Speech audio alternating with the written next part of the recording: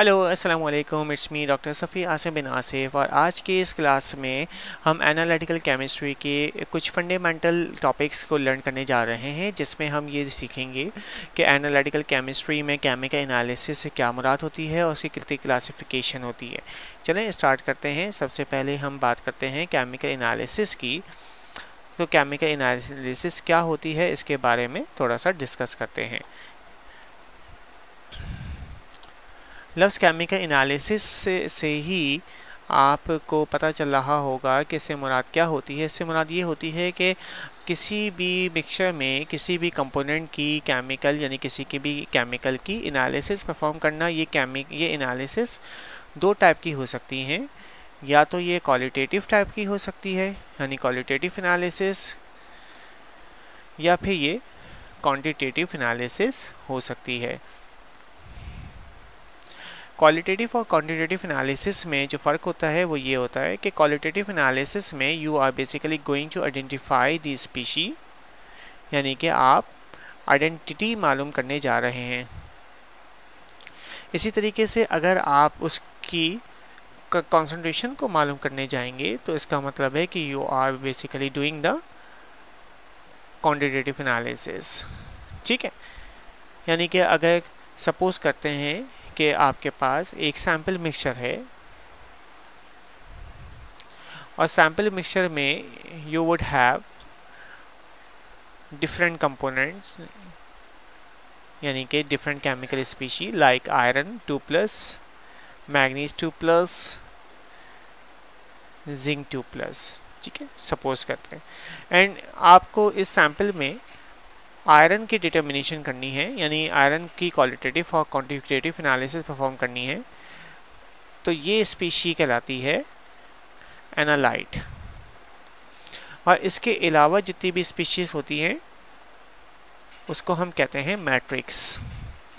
ठीक है, लेकिन इन अदर केस अगर आप जिंक की एनालिसिस परफॉर्म करने जा रहे हैं, so zinc would be the analyte, while iron 2+ and manganese 2+ would be matrix. ठीक है, it means the sample would have the two components, analyte and the matrix. So chemical analysis में जो आप qualitative और क्वांटिटेटिव एनालिसिस करने जाते हैं वो बेसिकली एनालाइट की क्वालिटेटिव और क्वांटिटेटिव एनालिसिस करने जाते हैं। अब हम यहाँ पे ये देखते हैं कि क्वालिटेटिव और क्वांटिटेटिव एनालिसिस कितनी टाइप्स की होती हैं और उनसे क्या मुराद है। ठीक है, चलें इसको हम स्टार्ट करते हैं। इसको हम डिलीट कर देते हैं और उसके बाद बोर्ड को साफ करके चलें जी स्टार्ट करते हैं कि chemical analysis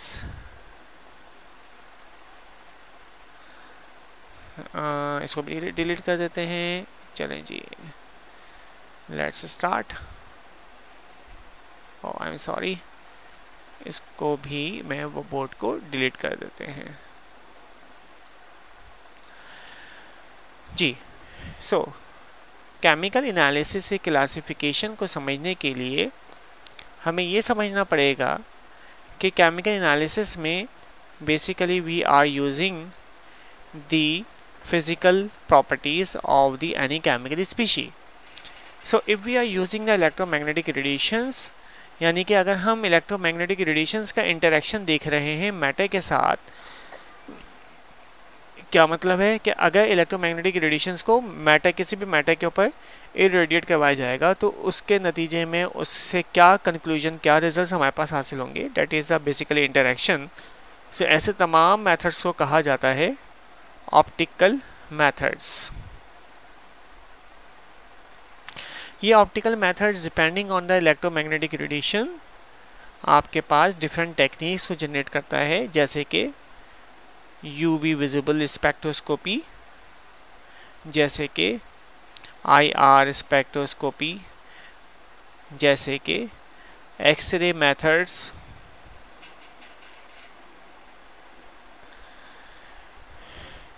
and so on.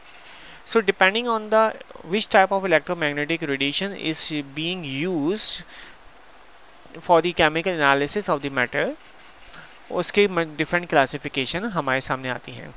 Second जो मेजर क्लासिफिकेशन है उसमें हम बेसिकली अगर हम पोटेंशियल डिफरेंस की बात करें या पोटेंशियल डिफरेंस को यूज़ करें या करंट को यूज़ करें एज अ क्वांटिफिकेशन और क्वालिटेटिव एनालिसिस के लिए, तो ऐसी तमाम टेक्निक्स को कहा जाता है इलेक्ट्रो एनालिटिकल टेक्निक्स।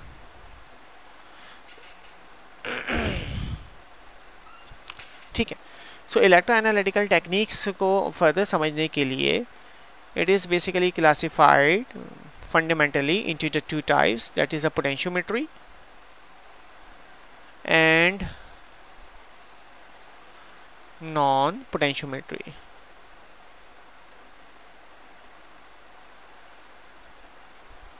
ठीक, अच्छा, पोटेंशियोमेट्री और नॉन पोटेंशियोमेट्री टेक्निक को समझने के लिए हम यहाँ पे दो ग्राफ बनाते हैं और दो ग्राफ में हम सबसे पहले करंट हम सबसे पहले not current, potential versus concentration of analyte while keeping the current tends to be 0, और सेकेंड ग्राफ में हम करंट को मेजरिंग प्रॉपर्टी और पोटेंशियल को वेरी करते हैं और कॉन्सेंट्रेशन को कांस्टेंट या फिक्स रखते हैं।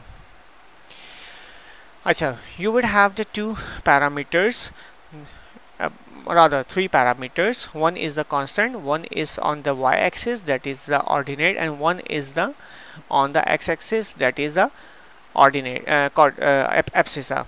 So जो abscissa parameter है that is a independent parameter, that is a concentration, and on the y-axis that is a dependent parameter, that is the potential. It means कि potential is dependent on the concentration. So अगर आपके पास ये technique है तो इस technique को potentiometry कहा जाता है, जिसमें करंट को टेंड्स टू बी 0 रखा जाता है। लेकिन अगर आप करंट ही को मेजर कर रहे हो जबकि कॉन्सेंट्रेशन ऑफ एनालाइट को कांस्टेंट रखा जाए और आप पोटेंशियल को कंट्रोल पैरामीटर पे रखें, यानी कि एक्स एक्सिस के ऊपर, यानी पोटेंशियल को हम चेंज कराते रहें और फिर ये ऑब्जर्व करें कि करंट में क्या डिफरेंस आ रहा है, तो ऐसी टेक्निक को नॉन पोटेंशियोमेट्रिक टेक्निक कहा जाता है।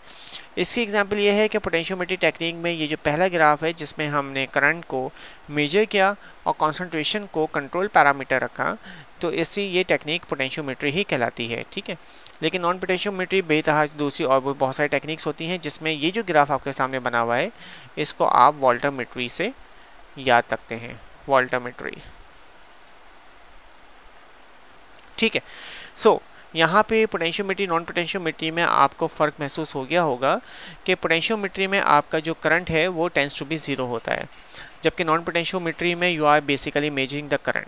ठीक है, सिमिलरली अगर हम तीसरी टाइप्स की एनालिसिस के बारे में, केमिकल एनालिसिस के बारे में बात करें तो that is the separation techniques. इन सेपरेशन टेक्निक्स में there are major two types of separation technique. Number one is the bulk separation technique and number two is the instrumental separation technique. bulk separation technique के अंदर bulk separation technique में आपकी example जैसे कि filtration की आ जाती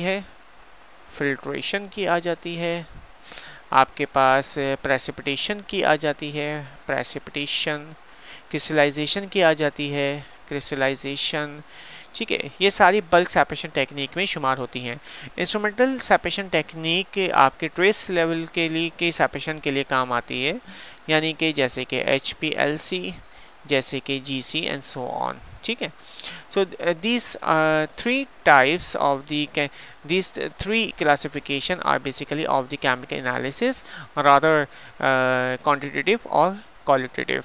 ठीक है, तो क्वालिटेटिव और क्वांटिटेटिव एनालिसिस के लिए जो ये तीन टाइप्स की केमिकल एनालिसिस हैं उनमें ये बहुत मशहूर ज़माना तीनों ही इस्तेमाल होती हैं अपने अपने काम के लिहाज से। जैसे कि ऑप्टिकल मेथड्स की अगर हम बात करें तो अगर हमारे पास एनालाइट एब्जॉर्बिंग स्पीशी है ऑफ द इलेक्ट्रोमैग्नेटिक रेडिएशन का, तो इट मीन्स कि that can be analyse by these different types of the techniques, यानी कि ऑप्टिकल मेथड्स। और इसी तरीके से अगर हमारे पास chemical species electro active species है जो कि रिडॉक्स रिएक्शन कर सकता है, जो कि रिडॉक्स रिएक्शन कर सकता है, तो it means that can be easily analyse by the electroanalytical techniques. Similarly separation techniques में you are basically separating the components of the mixtures, और ये इसी तरीके से अगर बहुत ट्रेस लेवल के ऊपर हमारा एनालाइट की कॉन्सेंट्रेशन मौजूद हो तो उसको पहले प्री कंसंट्रेट करना पड़ता है उसकी सक्सेसफुल, प्रिसाइज और एक्यूरेट वे में उसकी केमिकल एनालिसिस परफॉर्म करने के लिए। ठीक है जी, ये हमारा पहला लेक्चर है। इस जब तक नेक्स्ट लेक्चर में इंशाल्लाह हम फर्दर स्टडी करेंगे। जब तक के लिए अल्लाह हाफिज़, अस्सलाम वालेकुम व रहमतुल्लाहि व बरकातहू।